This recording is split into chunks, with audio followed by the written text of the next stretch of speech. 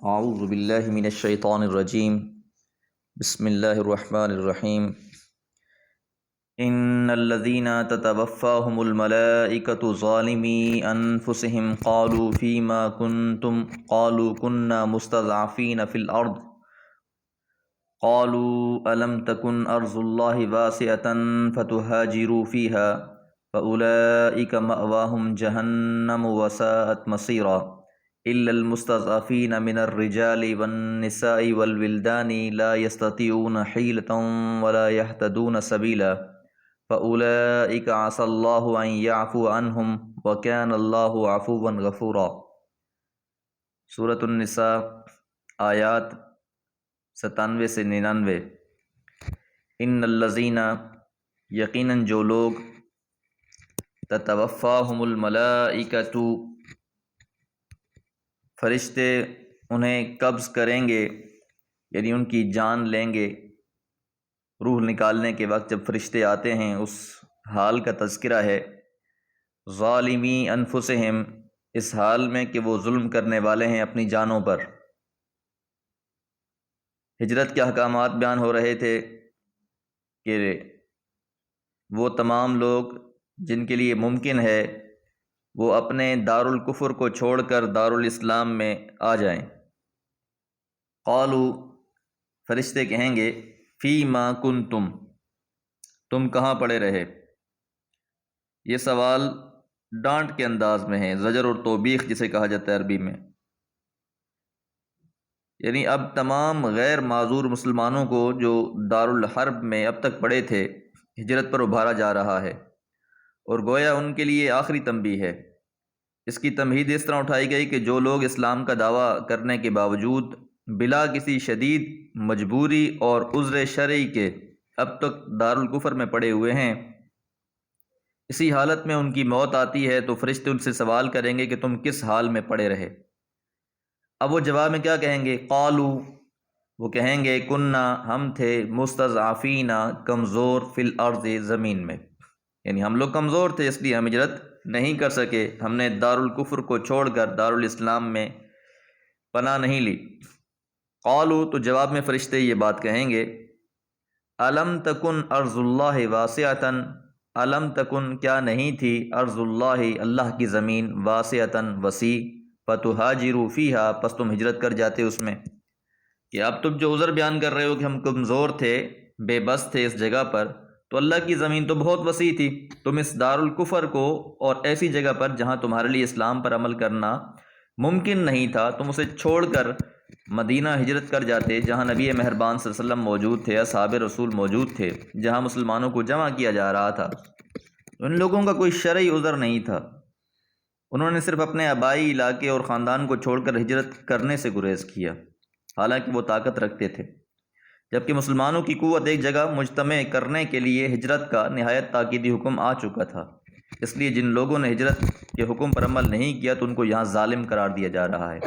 اور ساتھ یہ بھی بیان کیا جا رہا ہے، فاولئک، پس یہ وہ لوگ ہیں، ماواہم، ان کا ٹھکانہ ہوگا، جہنم، جہنم، یعنی یہ لوگ جہنم میں جائیں گے۔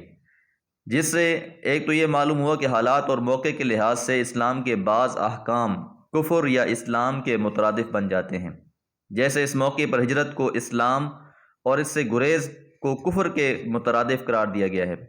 دوسرے یہ کہ معلوم ہوا کہ ایسے دارالکفر سے ہجرت کرنا فرض ہے جہاں اسلام کی تعلیمات پر عمل مشکل ہو، وہاں رہنا کفر اور اہل کفر کی حوصلہ افزائی کا باعث بنتا ہو۔ الا المستضعفین، سوائے ان لوگوں کے جو کمزور ہیں، من الرجال، مردوں میں سے، والنساء، اور عورتوں میں سے، والولدان، اور بچوں میں سے، لا یستطیعون، وہ نہیں طاقت رکھتے، حیلتن، کسی راہ کی، ان کے پاس کوئی ہیلہ نہیں ہے، کوئی راہ نہیں ہے، یہ لوگ اب استطاعت ہی نہیں رکھتے۔ تو اس آیت میں ان لوگوں کو مستثنیٰ قرار دیا جا رہا ہے جو واقعی بے بس اور معذور تھے اور ہجرت نہیں کر سکتے تھے۔ حضرت ابن عباس رضی اللہ تعالیٰ عنہ فرماتے ہیں کہ میں اور میری والدہ ان لوگوں میں سے تھے جنہیں اللہ تعالیٰ نے معذور قرار دیا ہے، اور ان لوگوں میں عیاش بن ابی ربیعہ، سلمہ بن حشام وغیرہ بھی شامل تھے، جن کے حق میں رسول اللہ صلی اللہ علیہ وسلم نے کفار کے پنجے سے نجات کے لیے دعا بھی فرمائی۔ حضرت ابن عباس رضی اللہ عنہ کی والدہ ام الفضل بنت حارث ہیں، ان کا نام لبابہ ہے، جو ام المؤمنین میمونہ بنت الحارث کی بہن تھیں۔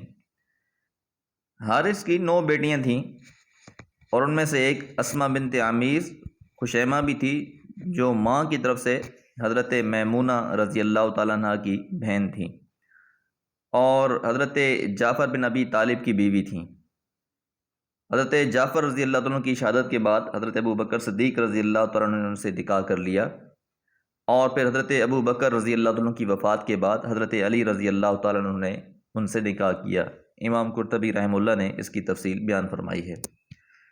بہرحال ایسے لوگ جو حیلہ نہیں پاتے، کوئی راہ نہیں پاتے، وہ ہجرت نہیں کر سکتے، تو ایسے لوگوں کے بارے میں اللہ تعالیٰ فرماتے ہیں کہ وَلَا يَهْتَدُونَ سَبِيلًا، اور نہ ہی ان کے پاس کوئی راہ ہے، فَأُولَٰئِكَ، پس یہ وہ لوگ ہیں، عَسَى اللّٰهُ، ممکن ہے کہ اللہ تعالیٰ أَن يَعْفُوَ عَنْهُمْ، ان سے درگزر کر دے۔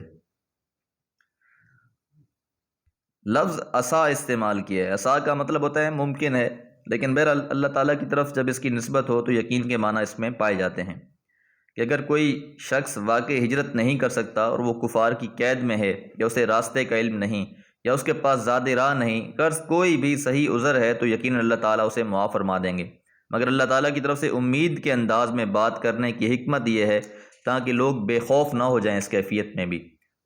وَكَانَ اللَّهُ عَفُوًّا غَفُورًا، اللہ تعالیٰ ہمیشہ سے ہی درگزر کرنے والے اور معاف کر دینے والے ہیں۔ اللہ تعالیٰ کی صفت ہے، اللہ تعالیٰ ہر انسان کو جانتا ہے کہ اس کی نیت کیا ہے، اس کی مجبوریاں کیا ہیں۔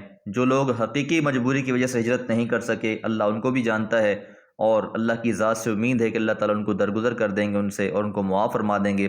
لیکن جو لوگ بغیر شرعی عذر کے ہجرت نہیں کرنے والے، تو ان کا ٹھکانہ جہنم بتایا گیا ہے۔ بہرحال ہجرت کے بہت سے احکامات ہیں اور بہت سے فضائل ہیں جو اگلی آیات میں بیان ہوں گے۔ اللہ تعالیٰ سے دعا ہے کہ اللہ تعالیٰ قرآن مجید کے احکامات سمجھنے کی توفیق عطا فرمائے۔ وما علیہ الا البلاغ۔